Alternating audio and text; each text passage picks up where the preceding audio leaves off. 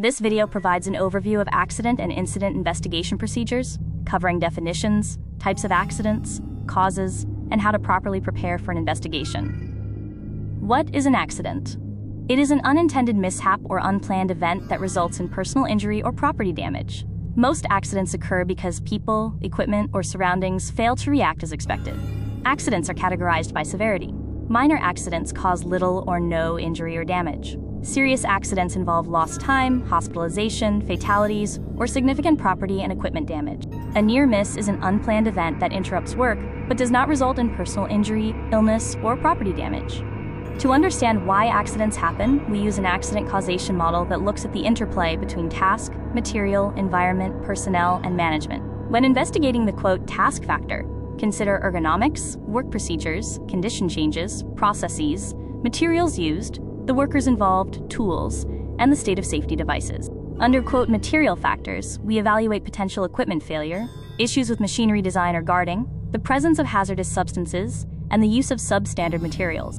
The environment can also contribute to accidents. Key areas to inspect include weather conditions, housekeeping, temperature, lighting, air quality, and the availability of personal protective equipment. Human factors are critical. Investigators look at the level of experience and training, physical capability, health, fatigue levels, and stress that may have impacted performance. Finally, assess management and process failures, such as a lack of senior leadership support, policy issues, poor supervision, lack of hazard knowledge, or insufficient maintenance and auditing. Who performs the investigation? Supervisors typically handle minor accidents, near misses, and recurring trends like slips or trips. RMS usually manages serious accidents and more complex trends. The goal of an investigation is to determine the sequence of events, identify the root cause, and find methods to prevent recurrence. It is not intended to place blame. Be prepared. Keep an accessible investigation kit containing necessary forms, interview question sheets, graph paper, and other essential documentation tools. Your kit should also include physical supplies, barricade tape, a camera, flashlight, pens, rubber gloves, sample bags, measuring tapes, and appropriate personal protective equipment like safety glasses, hard hats, or coveralls. In the event of a serious accident, provide first aid only if trained. Do not move victims unless absolutely necessary. Shut down equipment if required, and preserve the scene by not moving anything. For a serious accident, your initial response is critical. Note those who need to be interviewed, secure the area with barricade tape, notify management and safety representatives, and ensure employees stay clear to avoid secondary accidents. Finally, ensure the proper injury claim is filed. For minor accidents, assist the victim if you are trained and required, and turn off hazardous equipment.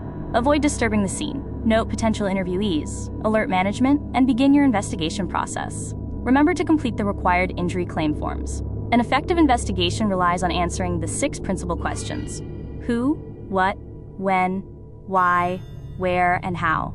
These questions help structure your inquiry. Start with who.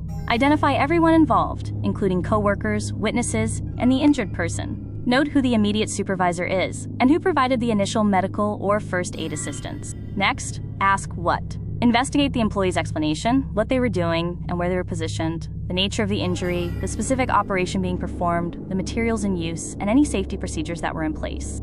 Continue the what investigation by identifying equipment and PPE. Check what protective gear was required versus what was used. Review environmental conditions, available but unused safety guards, and any ergonomic or procedural factors that might have contributed to the accident.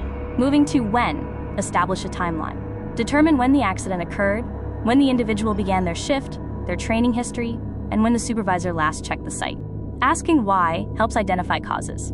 Analyze why the accident happened, the choices made by the employee and coworkers, why certain conditions converged at that moment, and why specific tools or equipment were selected. Use where to map the scene. Determine the precise location of the accident, the positioning of the injured party, witnesses, and the supervisor at the time, as well as where first aid was administered. Finally, focus on how. How did the accident occur? How did the injury happen? And how could it have been avoided or prevented by the people involved? This is essential for future safety. Gathering facts and physical data is vital. Before any objects are cleaned, moved, or removed, record the scene exactly as it appeared at the time of the incident. Take comprehensive photos. Capture the area from various angles and distances. Use a common object, like a pen or ruler, for scale. Include general area shots, close-ups of specific objects, and details that may be relevant. Sketch the layout of the scene using graph paper. Use a tape measure to record exact distances between objects. Include horizontal and vertical measurements, and check all surfaces, floors, walls, and ceilings for relevant damage. Document environmental conditions. For suspected slips or trips, use the specialized slip and trip worksheet to record details that will assist in identifying the contributing and root causes of the event. Finally, establish the sequence of events. Work backward from the moment of the accident, using witness statements and collected data to reconstruct the timeline leading up to the event to assist in your root cause analysis. Gathering facts includes interviewing those involved. Identify anyone who witnessed the accident or was involved in the response. It is crucial to have these individuals provide written accounts promptly, as memories can shift over time. Interview witnesses separately to ensure their statements remain independent. Have the injured employee or student complete an accident statement as soon as possible. They should describe the events leading up to the incident in their own words. When asking them to fill out this paperwork, emphasize that it is a standard and routine part of the investigation process. All witnesses should also complete an accident statement. Encourage them to include as much detail as possible, regardless of whether they believe it is relevant. These accounts will later be reviewed to look for consistencies and clarify the sequence of events.